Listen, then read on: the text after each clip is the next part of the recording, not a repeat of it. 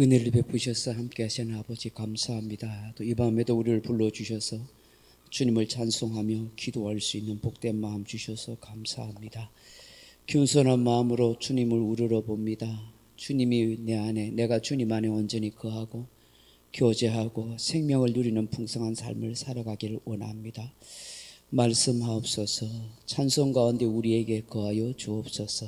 하나님의 평강이 위로부터 내려주시기를 간절히 소망합니다. 주의 성령님이 우리의 생각과 마음을 사로잡아 주시고 하나님의 은혜와 평강으로 역사해 주옵소서. 예수님 귀하신 이름으로 기도하옵나이다. 아멘. 263장 찬송하십시다. 263장입니다.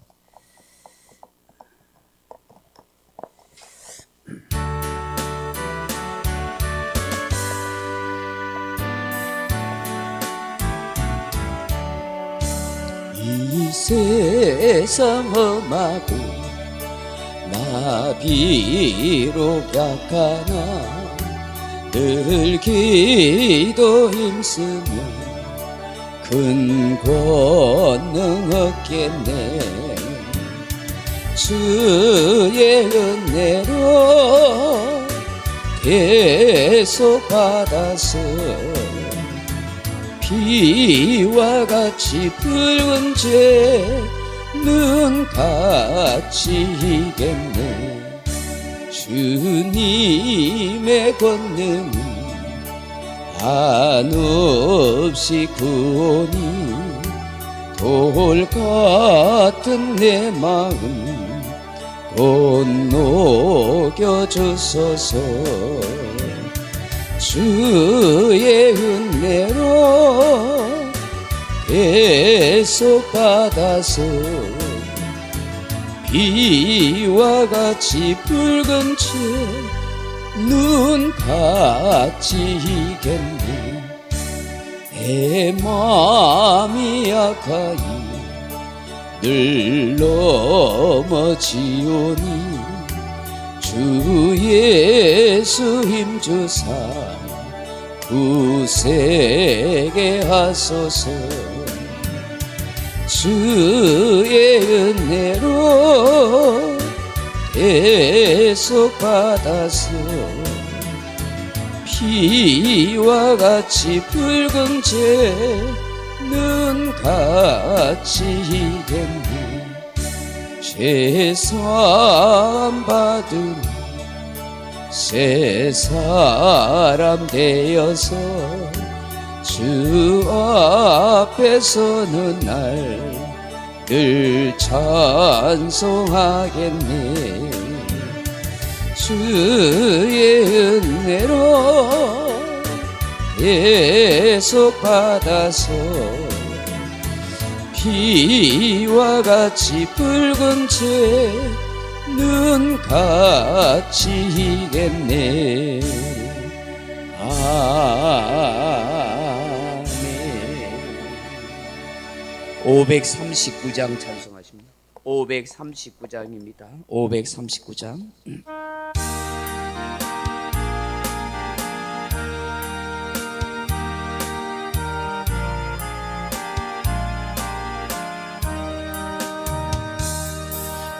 예수께 조용히 나가 내 모든 짐 내려놓고 주 십자가 사람을 믿어 제사함을 너 받으라. 주 예수께 조용히 나가 내 마음을 쏟아놓으라. 은밀히 보시는 주님 그 은혜를 베푸시리. 주 예수의 은혜를 베고 내 슬픔이 없어지리. 내 이웃을 늘 사랑하여 너 받은 것 거저 주라. 주 예수께 조용히 나가 내 마음을 쏟아놓으라. 은밀히 보시는 주님 그 은혜를 베푸시리. 주 예수를 친구로 삼아 늘 내 옆에 모시오라. 그 영원한 생명새 물에 내 마른 목 죽이어라. 주 예수께 조용히 나가 내 마음을 쏟아놓으라. 은밀히 보시는 주님 그 은혜를 베푸시리. 더 주님과 사귀어 살며 새 생명이 넘치리라. 주 예수를 찾는 이 앞에 참 밝은 빛 비추어라. 주 예수께 조용히 나가 내 마음을 쏟아놓으라. 은밀히 보시는 주님 그 은혜를 베푸시리. 413장 찬송하겠습니다. 413장입니다.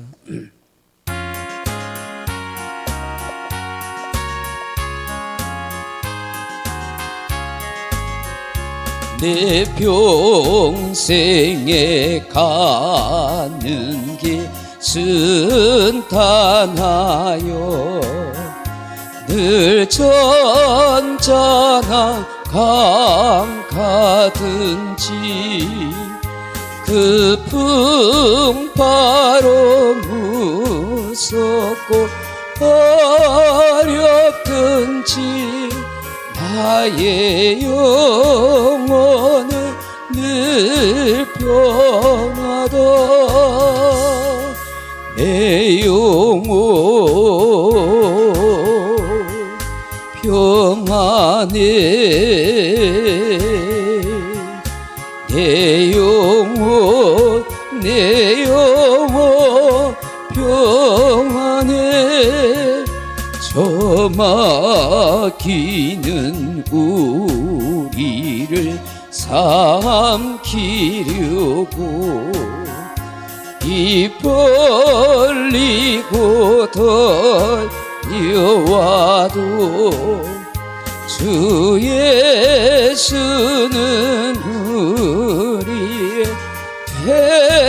대정되니 끝내 싸워서 이기겠네.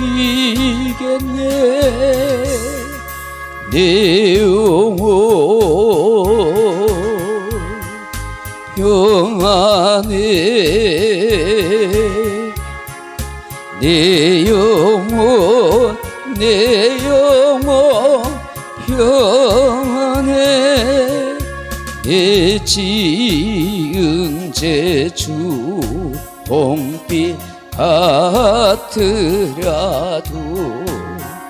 주 예수께 아뢰며 그 십자가 비로소 다시 쓰서 인능보다도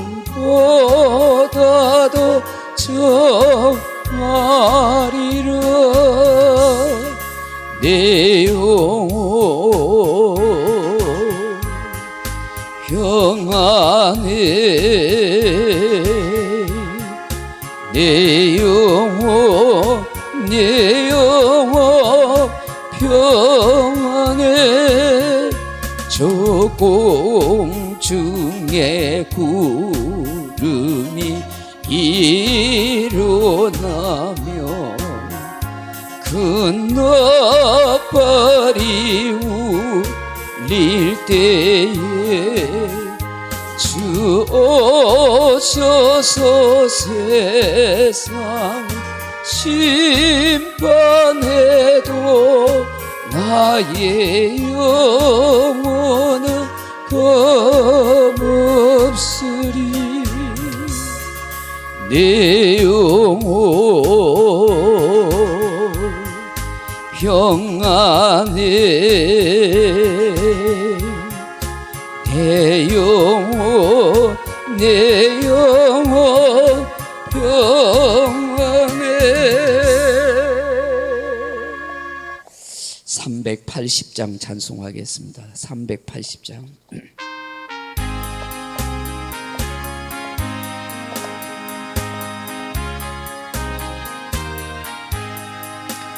나의 생명 되신 주 주님 앞에 나아갑니다. 주의 흘린 보혈로 정케하사 받아주소서. 날마다 날마다 주를 찬송하겠네. 주의 사랑 줄로서 나를 굳게 잡아 매소서. 괴로운 세상 지날 때 나를 인도하여 주소서. 주를 믿고 나가면 나의 길을 잃지 않겠네. 날마다 날마다 주를 찬하겠네. 주의 사랑 줄로서 나를 굳게 잡아 매소서. 세상 살아갈 때에 주를 더욱 사랑합니다. 밝고 빛난 천국에 나의 영혼 들어가겠네. 날마다 날마다 주를 찬송하겠네. 주의 사랑 줄로서 나를 굳게 잡아 매소서.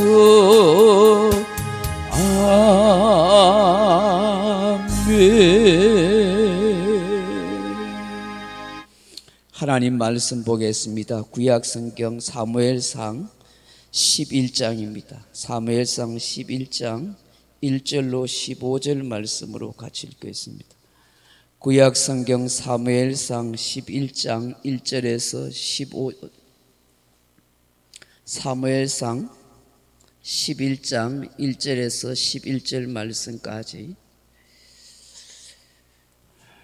15절 말씀까지 우리 같이 읽겠습니다. 제가 가진 성경 424페이지 사무엘상 11장 1절로 15절입니다. 찾으셨으면 한 목소리로 같이 한번 읽어보겠습니다.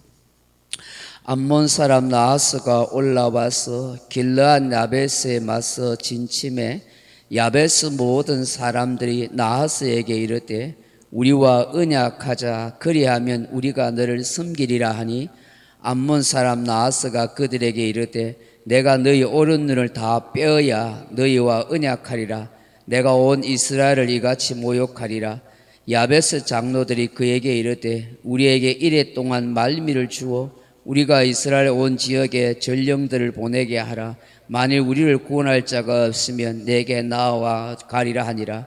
이에 전령들이 사울이 사는 기브아에 이르러 이 말을 백성에게 전하매 모든 백성이 소리를 높여 울더니 마치 사울이 밭에서 소를 몰고 오다가 이르되 백성이 무슨 일로 우느냐 하니 그들이 야베스 사람의 말을 전하니라. 사울이 이 말을 들을 때에 하나님의 영에게 크게 감동되며 그의 노가 크게 일어나 한 결의의 소를 잡아 각을 뜨고 전령들의 손으로 그것을 이스라엘 모든 지역에 두루 보내어 이르되 누구든지 나와서 사울과 사무엘을 따르지 아니하면 그의 소들도 이와 같이 하리라 하였더니 여호와의 두려움이 백성에게 임하매 그들이 한 사람같이 나온지라. 사울이 베색에서 그들의 수를 세어보니 이스라엘 자손이 30만 명이요 유다 사람이 3만 명이더라. 무리가 와 있는 전령들에게 이르되 너희는 길라 야베스 사람에게 이같이 이르기를 내일 해가 더울 때에 너희가 구원을 받으리라 하라. 전령들이 돌아가서 야베스 사람들에게 전하매 그들이 기뻐하니라. 야베스 사람들이 이에 이르되 우리가 내일 너희에게 나아가리니 너희 생각에 좋을 대로 우리에게 다 행하라 하니라. 이튿날 사울이 백성을 3대로 나누고 새벽에 적진 한가운데로 들어가서 날이 더울 때까지 암몬 사람들을 치매 남은 자가 다 흩어져서 둘도 함께한 자가 없었더라. 백성이 사무엘에게 이르되 사울이 어찌 우리를 다스리겠느냐 한 자가 누구니까 그들을 끌어내소서 우리가 죽이겠나이다. 사울이 이르되 이날에는 사람을 죽이지 못하리니 여호와께서 오늘 이스라엘 중에 구원을 베푸셨음이니라. 사무엘이 백성에게 이르되 오라 우리가 길갈로 가서 나라를 새롭게 하자. 모든 백성이 길갈로 가서 거기서 여호와 앞에서 사울을 왕으로 삼고 길갈에서 여호와 앞에 화목 제물을 드리고 사울과 이스라엘 모든 사람이 거기서 크게 기뻐하니라. 아멘.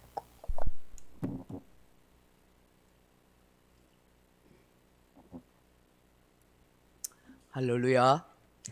예배 오신 여러분들에게 하나님의 평강이 함께하기를 소망합니다. 사랑하는 성도 여러분, 사울이 왕으로 제사장 사무엘에게 기름 부음을 받았습니다. 그리고 여러 가지 징조와 예언을 통해서 사울이 왕이라는 사실을 사울 자신도 알게 되고 주변 사람들도 알게 되었습니다. 더 나아가서 공식적으로 12지파 이스라엘 백성들을 미스바에게 모이게 하여서 제비 뽑기를 통해서 사울이 왕이라는 사실을, 하나님이 사울을 왕으로 세우셨다는 사실을 다 알게 했습니다. 그래서 온 백성들이 사울을 왕이 되었다고 사울을 기뻐하고 좋아했습니다. 그런데 그 중에 불량배 인생들이 입을 삐죽이며 반대를 하고 사울을 왕으로 인정하려 하지 않았습니다.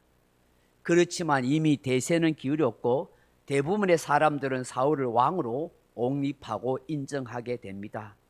그런데 사울에게는 전혀 어떤 변화도 일어나지 않습니다. 왕으로서 기거할 왕궁을 지어주는 것도 없고 따르는 신하도 없으며 또 하다못해 궁궐에서 자신을 보좌해야 할 시중을 들어줘야 할 내시나 궁녀들도 없습니다. 그냥 명분만 이스라엘 왕이라고 선포되었을 뿐 그 무엇도 달라진 것은 없습니다. 오늘 본문에 보시면 사울은 여전히 이전처럼 소를 몰고 나와서 밭이나 갈고 있는 농부 일을 하고 있는 것을 보게 됩니다. 그 참 이해가 되지 않습니다.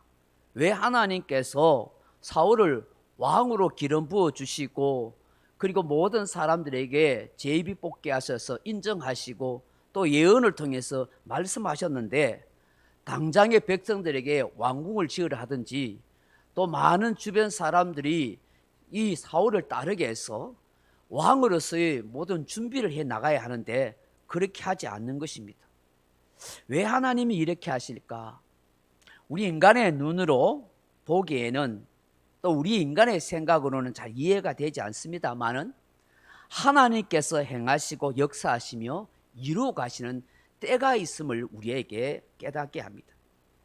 성경에는 두 가지의 시간, 때라 하는 것이 있습니다. 하나는 크로노스이고 하나는 카이오스입니다. 크로노스라 하는 시간과 때는 우리가 매일 생활하는 흘러가는 시간, 24시간, 한 달, 1년 이 흘러가는 시간을 이야기할 때, 때를 이야기할 때 크로노스라 그렇게 말합니다. 그 반면에 카이오스라 하는 것은 특정한 시간, 때를 말합니다. 신앙적으로 영적으로 말하면 하나님께서 정해놓으신 때, 하나님이 역사하실 때, 우리 인간은 잘 모르지만 하나님만이 정해놓으신 때가 있고 또 그 때를 통해서 일하시고 역사하신다 하는 것입니다. 전도서 3장 1절에 보시면 범사에 기한이 있고 천하만사가 다 때가 있나니라고 그렇게 말씀합니다. 에스겔서 7장 7절 이하에 보면 이 땅 주민이 정한 재앙이 내게 임하도다. 때가 이르렀고 날이 가까웠으니 요란한 날이요 산에서 즐거이 부르는 날이 아니로다 라고 말합니다. 여기에 때는 하나님께서 정해놓으신 심판의 때라 하는 것입니다. 여러분 갈라디아서 4장 4절에 보면 때가 참에 하나님이 그 아들을 보내사 여자에게 나게 하시고 율법 아래 나게 하신 것은 율법 아래 있는 자들을 속량하시고 우리로 아들의 명분을 얻게 하려 하심이라 그렇게 말씀합니다. 여기에 때가 참에 하는 말은 하나님이 정해놓으신 카이오스의 때인 것입니다. 우리 인간을 구원하기 위해서 사람의 몸으로 있고 마리아의 몸에 잉태되어 태어나실 그 예수님이 바로 지금 때가 찼다라고 그렇게 말씀합니다. 하나님이 정해놓으신 시점, 시간, 때가 되었다 하는 것을 말씀합니다. 그러므로 예수님의 재림의 때도 바로 카이오스인 것입니다. 오늘 우리는 흘러가는 이 시간 세월의 이 크로노스와 함께 하나님이 정해놓으신 때인 이 카이오스를 잘 분별하며 살아가야 할 줄로 믿습니다. 사랑하는 성도 여러분, 오늘 본문에서 우리에게 깨닫게 하신 것은 하나님이 정해놓으신 카이오스 때가 반드시 주어집니다. 반드시 하나님의 때에 우리에게 기회가 있습니다 하는 것을 말씀하고 있습니다.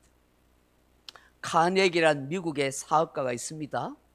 젊은 날에 실패를 번번이 거듭했습니다. 하는 일마다 잘 되지 아니하고 어려움을 많이 겪었습니다. 시리와 낙심에 차서 고뇌를 겪으면서 그렇게 살았습니다. 그러다가 어느 날 한 번은 큰 부자 노인집에 방문해서 도움을 구하러 갔습니다. 근데 그 집에 걸려있는 그림이 너무나 인상적이었습니다. 뻘밭에 덩그러니 놓여있는 작은 배 한 척이 있고 그 위에 노가 놓여 있는 것입니다. 정말 을씨년스러운 모습이었습니다. 그런데 이 카네기는 그 그림 밑에 있는 그 글자에 큰 깨달음과 감동을 받게 되었습니다. 그 그림 밑에 이런 글귀가 있습니다.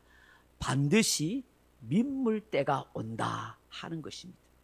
썰물로 인해서 배가 뜨지 못하고 덩그러니 있는 그 배지만 민물 때가 오면은 이 배가 뜨게 되고 그리고 이 배가 항해하게 될 것이다 하는 것을 이야기하는 것입니다.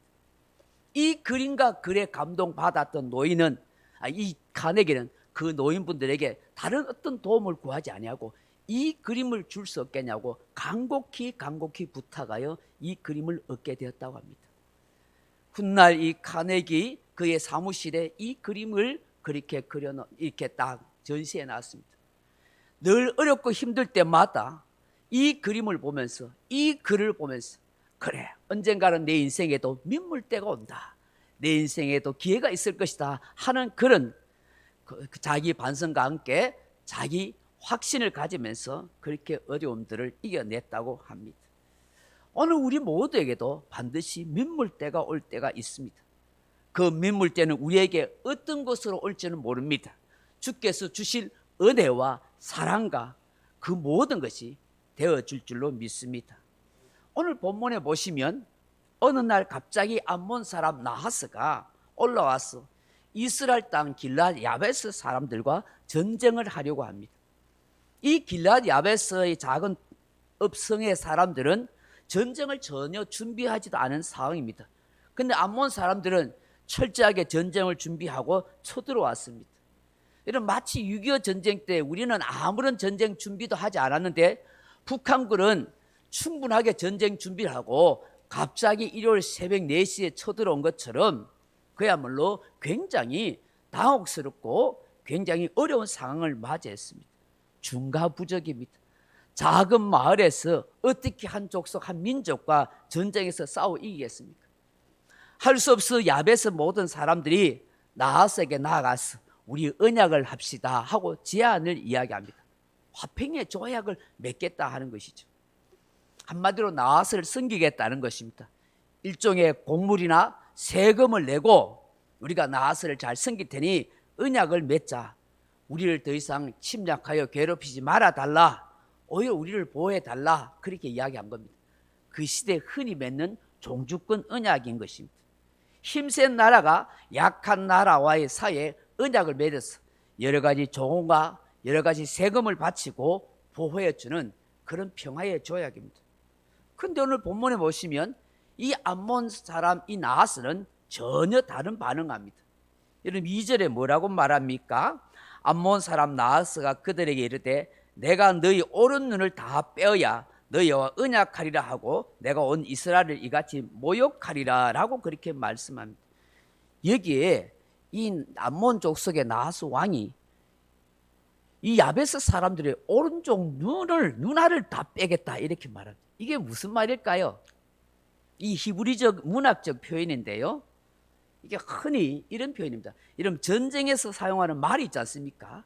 말 뒤꿈치에 힘줄을 잘라내버리면 이 말은 전쟁에서 제대로 활용할 수 없어요. 달리지도 못합니다. 완전 말은 쓸모없는 그런 존재가 되는 것입니다. 이와 같이 야베스 사람들의 눈알을 빼버린다는 것은 전혀 대항하거나 저항하지 못한 완전한 능력을 다 빼앗아 버리겠다 하는 것입니다. 여러분 고대 시대의 사람들의 눈을 뺀다는 것은 최고의 수치와 모욕을 주는 것입니다. 그 사람이 사람으로 구실하지 못하도록 만드는 거예요. 여러분 눈알을 빼버리면 앞을 보지 못하면 어떻게 사람이 제대로 활동하며 살아갈 수 있겠습니까? 블레셋 족속을 괴롭혔던 이 삼손을 들릴라를 통해서 어떻게 합니까?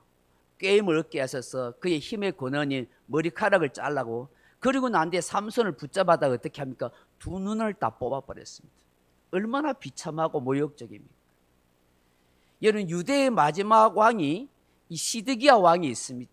이 바벨론 제국이 쳐들어왔을 때에 몰래 도망가다가 붙잡혀가지고 두 눈이 뽑혀가지고 포로로 잡혀가서 평생 비참하게 살다가 죽게 됩니다. 이처럼 눈을 뽑는다는 것은 엄청난 수치와 모욕을 뿐만 아니라 더 이상 사람 노릇을 못하게 만드는 장애를 만들어버리는 그런 끔찍한 일인 것이죠. 지금 이런 오른 눈을 뽑아버릴 정도로 형벌을 내리겠다. 마치 노예와 같이 복종하는 처지로 만들겠다. 그 야베스 길랏 야베스 땅을 정복해서 노예화시키겠다 하는 것과 같은 것입니다. 일제강점기에 일본이 우리나라를 쳐들어와서 한반도를 자기 영토로 만들고 우리나라 사람들의 이름을 전부 창씨 개명하고 그래서 우리나라 조선 사람들을 자기들의 노예국으로 만들려고 그렇게 하지 않았습니까? 여러분 이 길랏 야베스라 하는 이 말의 뜻은 심하게 메마른 땅이라 하는 뜻입니다. 비가 잘 오지 않는 아주 거칠고 시들어버린 그런 땅을 말합니다. 그 땅에서 살아가는 이 이스라엘 백성들, 이 길랏 야베스 사람 안 그래도 힘들고 어려운데 이들이 쳐들어와서 노예처럼 그렇게 만들겠다니까 얼마나 고통스럽고 비참한 상황이 되겠습니까? 이런 상황이 되자 야베스 성읍의 장로들이 어떻게 합니까? 나하스에게 사정해서 일주일만 말미를 달라고 합니다. 그리고 이스라엘 전역에 이 길랏 야베스 사람들을 구원할 자를 그렇게 알아보려고 시간을 끄게 되는 것입니다. 다급해진 이 길랏 야베스 성읍의 장로들이 전령들을 뽑아서 온 이스라엘 전역에다가 우리를 구원해달라고 도와달라고 그렇게 간 겁니다. 그 전령들이 사울이 살고 있는 이 기브아에까지 와서 이 비극적인 소식을 전하자 온 이스라엘 백성들이 통곡하고 울고 난리였습니다. 길앗 야베스 일은 길앗 야베스 일만이 아니라 이제는 점차 이스라엘 전역의 일이 될 수 있었기 때문입니다. 그때 사울이 이 소 2마리를 몰고 열심히 농사를 짓고 있다가 백성들이 우는 소리가 나니 무슨 일이냐고 물어본 거예요. 그 5절에 한번 보세요. 마치 사울이 밭에서 소를 몰고 오다가 이르되 백성이 무슨 일로 우느냐 하니 그들이 야베스 사람의 말을 전하니라. 그렇게 말씀합니다. 어떻게 보면 길앗 야베스와 이스라엘 백성들에게 이 슬프고 비극적인 뉴스가 되었지만 이 사울에게는 바로 하나님의 때가 이제 온 것입니다. 사울이 왕으로 온 이스라엘 백성들에게 인정받을 수 있는 때가 온 거예요. 여러분, 우연히 지금 전쟁이 일어난 것처럼 보이지만 나하스라는 암몬 족속의 왕이 자기 욕망과 권력욕으로 정복 전쟁을 하는 것처럼 보이지만 하나님의 섭리와 하나님의 역사가 작동하고 있다는 것을 우리는 보게 되는 것입니다. 사울을 왕으로 세울 때가 왔다 하는 것입니다. 우리가 이것을 깨달아야 하는 것입니다. 오늘 우리 인생에 어떤 사건이나 어떤 일이 일어나는 것은 결코 우연이 없습니다. 재수가 없어서 운이 없어서가 아닙니다. 나에게 죄가 잘못이 많아서가 아닙니다.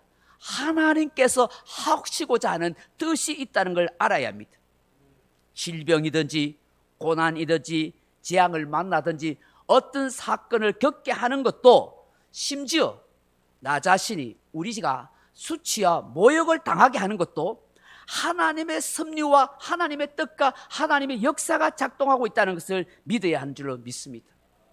나에게 인생의 기회를 주기 위함일 수도 있고 신앙의 성장을 위해서 연단의 시간을 주는 걸 수도 있고 회개할 수 있는 은혜의 기회일 수도 있고 하나님의 선하신 뜻을 성취하기 위한 하나님의 뜻이 작동하고 있다는 사실을 우리는 알아야 하는 것입니다. 그리고 분명히 알아야 하는 것은 선하신 하나님이 우리의 아버지가 되고 자녀인 우리의 인생의 결과를 하나님의 손에 붙들고 있다는 사실을 믿어야 하는 것입니다. 눈앞에 펼쳐지는 어려움, 질병, 고난, 재앙, 수치와 모욕, 그 모든 고통 속에서도 하나님이 역사하고 작동해서 이 일이 나에게 펼쳐지지만 선하신 하나님께서 자녀인 나를 신앙 성장을 위한 것이든 은혜와 축복을 위한 기회이든지 뭐 어떤 것이든지 간에 마침내 하나님은 선하신 결과를 우리에게 보여주시려고 한다는 이 확신을 가질 때에 내 삶의 현장에서 일어나는 모든 것에 대해서 너무 절망하거나 낙심하거나 슬퍼하거나 비극적으로 여기지 않게 된 거예요. 왜? 선하신 하나님이 선한 길로 인도해 가시기 때문입니다. 로마서 8장 28절 말씀 같은 하나님을 사랑한 자, 곧 그 뜻대로 부르심을 입은 자들에게는 모든 것이 합력하여 선을 이루느니라. 할렐루야. 이걸 제가 늘 이야기하죠. 퍼즐을 완성한다 표현. 퍼즐. 아프고 슬프고 괴롭고 기쁘고 실수고 어떤 것도 다 만들어서 내 인생을 완성시키는 퍼즐이 되게 한다. 우리는 이런 일을, 이런 상황을 만날 때마다 그런 믿음을 가져야 하는 것입니다. 그래야 그 상황 앞에서도 우리가 흔들리지 않게 되고 또 어떤 일을 만날 때 하나님이 나에게 좋은 기회를 주시려고 그러는구나. 내가 믿음이 성장할 수 있는 기회를 주시거나 내가 이 연단을 잘 극복하면 더 큰 축복을 받게 될 거야 하는 신뢰를 가지고 이겨나갈 수가 있게 되는 것입니다. 생각해 보세요. 사울이 소를 모면서 농사일을 차분히 하고 그 때를 기다리고 있었잖아요. 기름 부음도 받았다. 제비뽑기에서 왕이라고 한다. 모든 사람들이 인정받았다. 그러면 폼 잡고 나가야 되는데 여전히 농사일을 하고 있으니 얼마나 불평스럽겠어요. 근데 아니더라고요. 하나님의 때가 될 때까지 기다리고 자기 일을 성실하게 하고 있을 때에 하나님이 이 암몬 족속 나하스를 통해서 이 이스라엘을 구원할 수 있는 사울에게 기회가 때가 되게 하시더라 하는 것입니다. 둘째로 오늘 본문에서 깨닫게 하는 게 뭐냐? 하나님의 영으로 충만한 사람이 주의 뜻을 이룰 수 있습니다 하는 것을 말씀하는 거예요. 여러분 6절 보세요. 사울이 이 말을 들을 때에 하나님이 영에게 크게 감동되며 그의 노가 크게 일어나라고 그렇게 말씀합니다. 사울이 야베스 사람들의 상황과 그 형편에 대한 말을 듣는 순간 어떤 일이 일어나요? 하나님의 영에 크게 감동을 받습니다. 하나님의 때가 되매 하나님께서 사울을 사용하기 위해서 하나님의 영으로 강력하게 역사해 주셨다는 거예요. 그래, 내가 때가 되지 않은데 섣불리 나서면 안 되는 거예요. 내가 욕심낸다고 하는 되는 게 아니에요. 하나님의 성령이 때가 되면 나에게 감동 주시고 은혜 주시고 힘 주시고 믿음 주셔야 되는 거예요. 힘으로 능으로 되는 것이 아니라 하나님의 영으로 되는 것이라고 말씀해요. 성령께서 나를 사로잡고 감동 주실 때에 나를 통해서 하나님이 일하시고 역사에 가시는 거예요. 내가 어떻게 해보겠다가 아니더라는 거예요. 하나님의 영으로 충만함을 입을 때에 내 속에 의분이 일어나서 암몬 전쟁과 싸워 이기게 되더라는 거예요. 사울이 어떤 일을 해요? 자신이 몰고 있던 그 소 두 마리를 잡아다가 각을 떠서 온 이스라엘에게 보냅니다. 아마 12지파에게 12조각을 내서 보낼 것입니다. 누구든지 사울과 사무엘을 따르지 않으면 당신들의 소도 다 이렇게 될 거라고 그렇게 말합니다. 그러자 이스라엘 백성들이 이 사실을 전해 듣고는 여호와의 두려움으로 임하게 되었다, 그렇게 말합니다. 여러분, 이게 무슨 말일까요?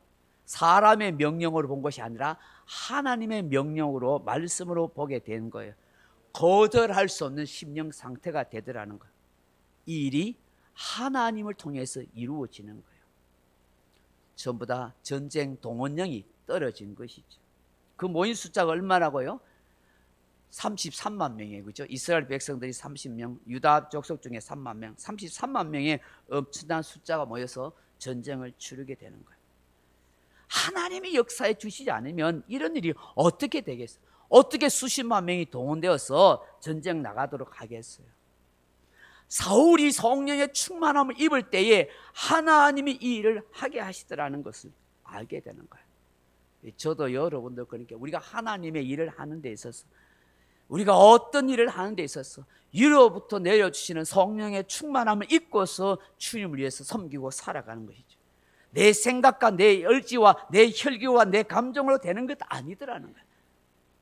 욱하고 그래 할 수 있을지 모르지만 결국 성령님이 나를 통해서 하나님이 일하도록 해 주셔야 한다는 거예요.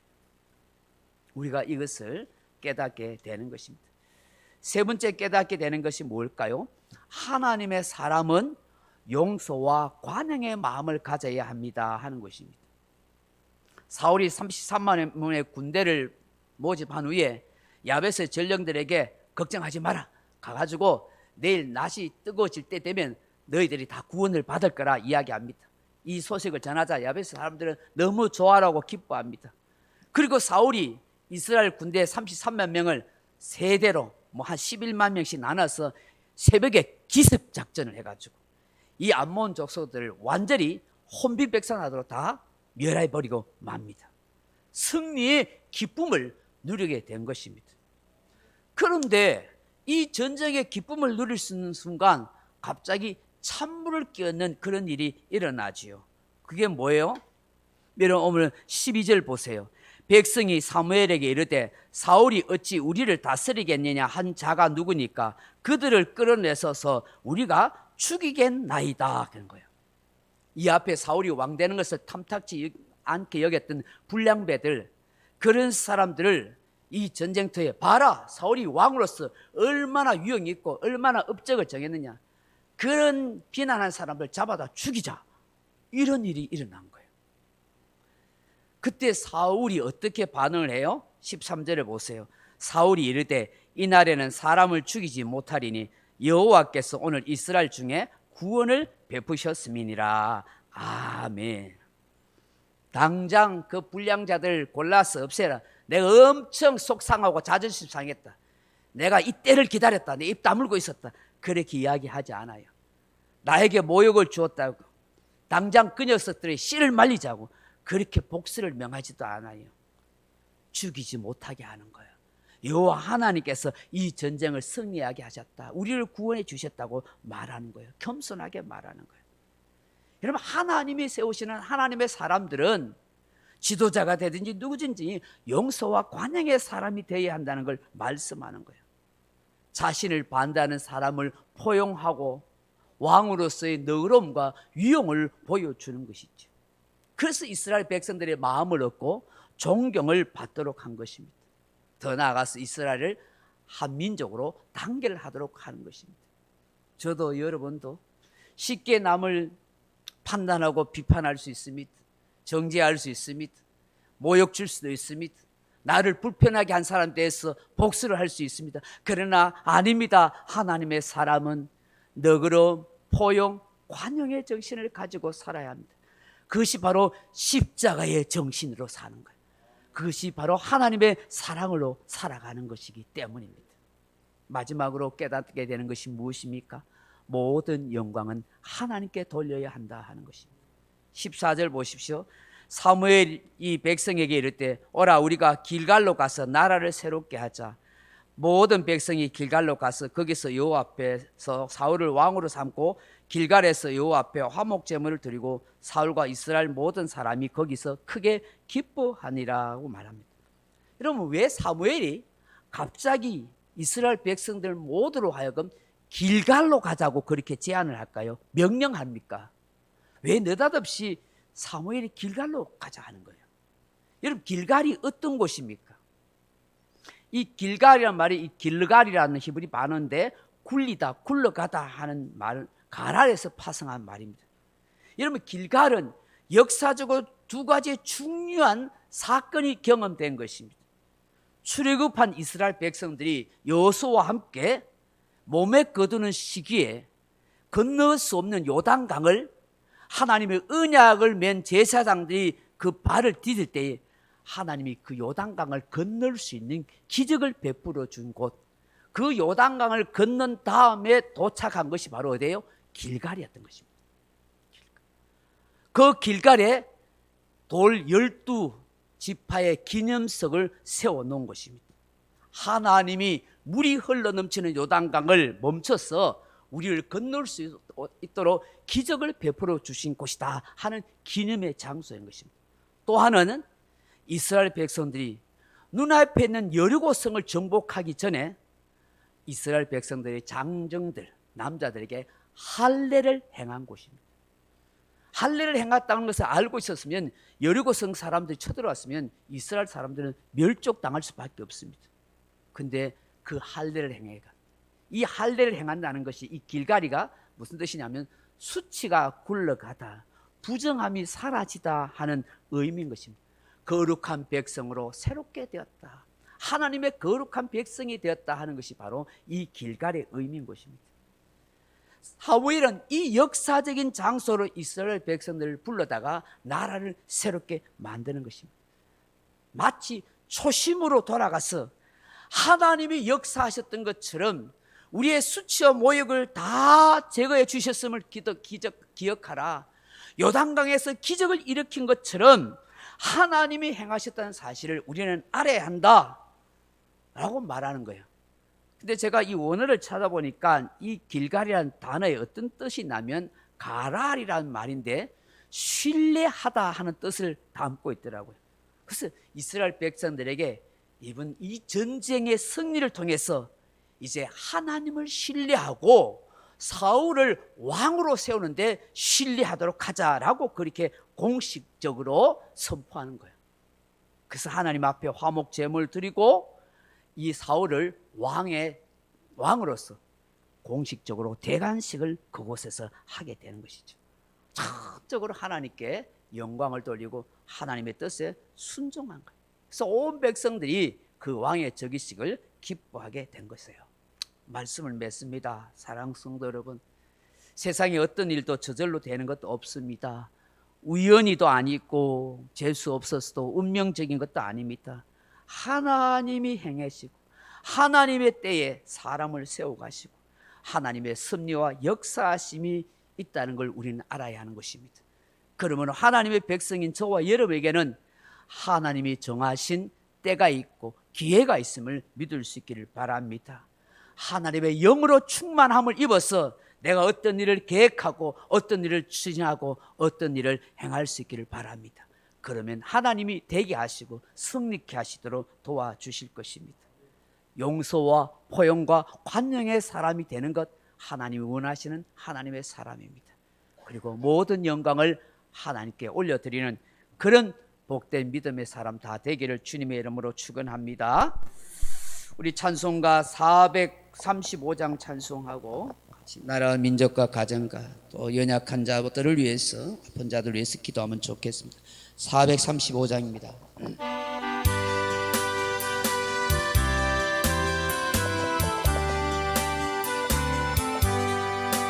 나의 영원하신 길 생명보다 귀하다 나의 갈 길 가다도 나와 동행하소서 주께로 가까이 주께로 가오니 나의 갈 길 다가도록 나와 동행하소서 세상 무기 아니란가 모든 명예 버리고 험한 길을 가는 것 나와 동행하소서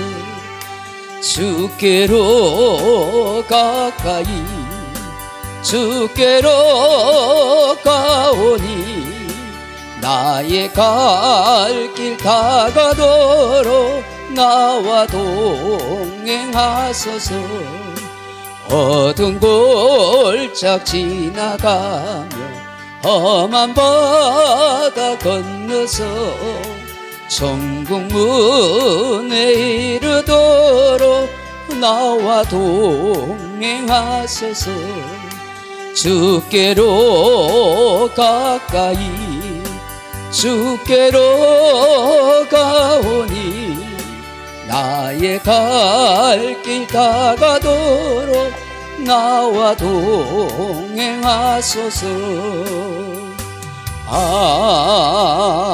아멘. 말씀을 생각하면서 나라 민족과 가정과 교회와 또 연약한 성도들 위해서 환자들 위해서 기도하시기 바랍니다. 기도하겠습니다. 하나님 아버지 감사합니다. 오늘도 말씀 가운데 우리와 함께 하시고 우리 속에 은혜를 베풀어 주시고 역사하시고 인도에 가시는 하나님의 사랑을 찬양하고 감사합니다. 하나님 우리 인간은 알지 못합니다. 모든 사건과 환경과 펼쳐지는 삶의 상황이 우연인 것처럼 보이고 뜻하지 않은 재앙이나 또 운명처럼 보일지라도 하나님이 정하신 때가 있고 역사하심을 하나님의 섭리가 작동하고 있다는 사실을 우리는 믿을 수 있게 도와주옵소서. 우리에게도 하나님의 정한 때가 있고 인생의 기회가 있습니다. 반드시 밀물 때가 있다는 사실을 알게 하시고 내가 마음에 바라고 소원하고 간구하고 기도하는 것들이 하나님의 때에 이루어지고 성취되어질 것을 기대하게 도와주옵소서. 무엇보다도 내가 섣불리 나서거나 무엇을 향하기보다 내가 성령의 충만함을 입고 하나님의 영의 감동을 입어서 하나님이 나에게 믿음과 확신을 주는 것에 따라서 내가 계획하고 내가 행사하고 내가 진행해 나가며 내가 꿈을 꾸며 살아갈 수 있도록 도와주옵소서. 하나님 아버지 하나님의 사람은 용서와 포용과 관용의 사람이라는 사실을 알게 해주십시오. 나에게 수치와 모욕을 주었던 사람조차도 포용할 수 있는 너그러운 마음 용서하고 이해할 수 있는 그런 마음을 가진 지도자들이 되게 하시고 우리들이 될 수 있도록 역사하여 주옵소서. 모든 것 하나님께 영광을 돌리며 하나님 앞에 감사함을 기뻐할 수 있는 그런 우리의 삶이 되게 하여 주시옵소서. 사비하신 아버지 하나님 우리 교우들 가운데 연약한 자들 병든 사람들 하나님 많습니다. 금요일에 계시고 치료하여 주시옵소서. 항암 치료를 받고 내어겨운 권사님 불쌍히 여기시고 하나님의 은혜와 사랑 가운데 함께 하소서. 인간을 하는 배상노님 불쌍히 여겨주시고 영적으로 새롭게 하시고 회복시켜 주시고 그 하나님을 의지하고 믿음으로 기도하고 은혜를 구할 수 있도록 성령께서 깨달음을 허락하시고 역사하여 주시옵소서. 임장노님도 감동케 하여 주시고 우리 연약한 병든 사람들 또한 감동케 치료하여 주시옵소서. 능력의 손길로 함께 하소서. 아버지 하나님 또 소변 때문에 어려움 당하지 않도록 도와주시기를 원합니다. 이래저래 아픈 성도들을 하나님 고쳐주시옵소서.